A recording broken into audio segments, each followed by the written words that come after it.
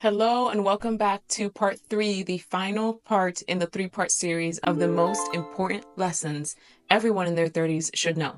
Part 1 was about the most important life lessons. Part 2 was about the most important relationship lessons. And this part 3, final part, is about the most important mental health lessons everyone in their 30s should know. Let's get started. Number 1, as a therapist, I have to tell you this. It's important to understand that healing is not a straight line. It's a scrambled hot mess. And that's the most professional and the least professional way I could say it.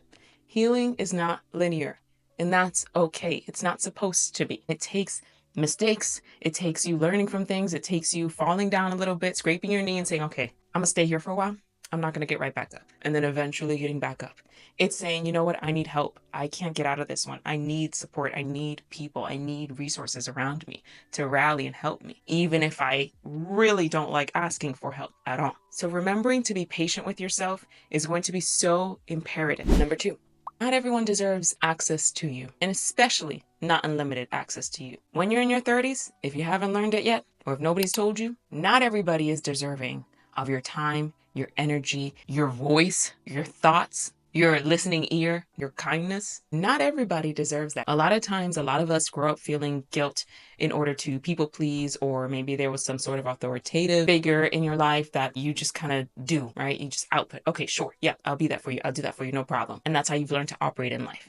However, when you get to your 30s, some people get it later on in life, and that's okay. When you discover that, you know what? I don't have to give you access to certain parts of me if that means that it's going to take my peace away. If that means that I'm going to be up at night worried and anxious and stressed. When you can be selective, yes, selective may mean a little bit selfish. When you can practice that and recognize this is not actually a bad thing.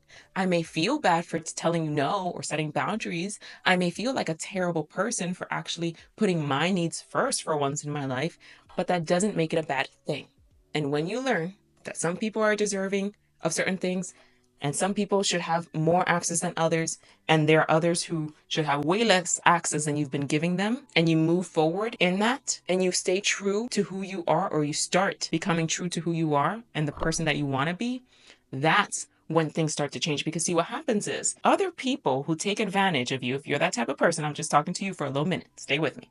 If you're the type of person that's always there for everybody else, who always puts everybody's needs ahead of yours, who's always first in line, you call me, I'm showing up. If you're that person that relentlessly lives that way, even at the expense of your health, of your mental health, of your physical health, people know who you are. People like those types of people. Why? Because selfishly they get their needs met. I know so and so is going to be there if I call so and so. They know who those people are. They know who you are. They spotted you out. Fine. At some point, it's up to you to say, you know what? I love you. I care about you. I'm here for you. But not if it means neglecting myself again. Not if it means losing my peace over this, losing sleep over this, arguing with other people who are even closer to me over this. No. When you start doing that, what happens is, I'll tell you, they start to leave. They may fight you on it. They may push back. Probably will, because that's not the version of you they used to. Maybe they'll accuse you of switching up or changing, or you think you're better than this, blah, blah, blah. All of the things that old as time. However, once they scatter, you know that that's who they were in your life. They were that type of person who was a taker. There are takers and there are givers. And that's just the reality. So if you're a giver, takers tend to gravitate towards you, not in a malicious way, but in a way where they get their needs met by being around you, whether that's having a friend, a companion, someone to rely on, whether that's having someone who they know is going to be there, a trustworthy person. So these are all good things.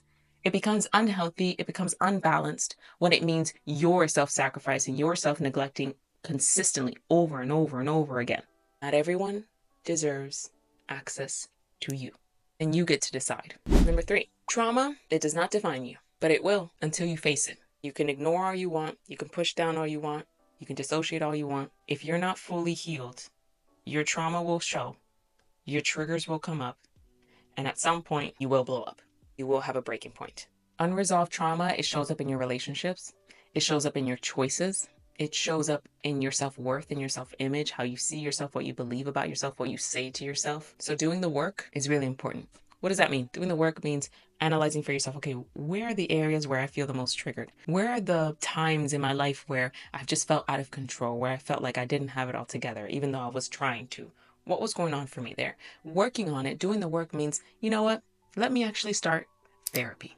You know what? Let me actually start reading books on my specific trauma or on trauma healing or on triggers. Let me actually figure out what is going on with me deep rooted, even if I don't want to know the answer, because that's what starts the healing process. It's understanding I'm not perfect, you're not perfect. However, how can I work on me? And if you don't do number 1 and 2, number 3 won't work either way.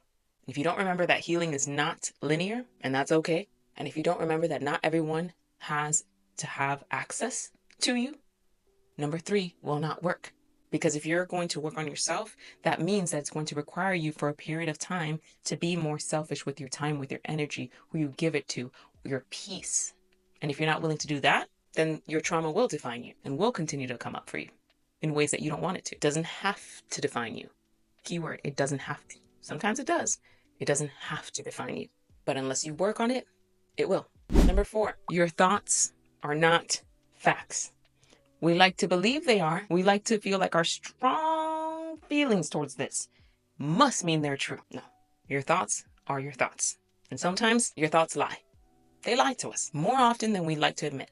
Anxiety, insecurity, intrusive thoughts, all these things lie. And one of the biggest things that is going to help you in this is learning how to challenge that inner critic of yours. Because you may find that the inner critic is a parent. You may find that the inner critic is a boss. You may find that the inner critic is a not so good friend from your past. You may find that it's someone other than yourself that has said things over you that have stuck and stung deeply for you. And you've taken that and you've allowed it to be your own thought and your own reality. That doesn't make it true. And number 5, grief. Grief comes in many forms, not just death.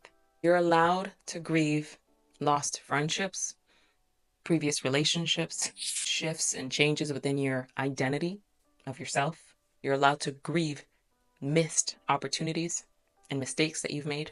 And all of that is valid as grief. Things that you have to let go of, whether you want to or not, whether you're ready to or not. But you also don't have to do that alone. Find support systems, mentorship, therapy, books, videos like this to help you during times where you just feel completely alone. We forget that our mental health is a big part of our physical, of our emotional, of our behavioral. It impacts everything. And mental health disorders, they don't discriminate. They don't discriminate against age, against race, against finances, against zip code. It doesn't matter.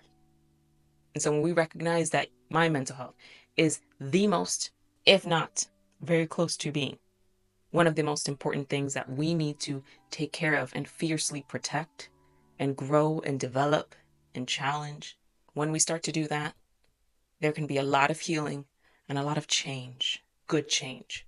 It could start with you, and then it can impact the people around you. Thank you so much for being here. Thank you for watching all 3 parts of this series of the most important lessons to learn in your 30s. If you have any other video suggestions or questions for me at all, comment it down below. Thank you so much. I appreciate every single one of you. If you're not subscribed, please consider subscribing and liking this video and sharing it with a friend if you'd like. Have a great day.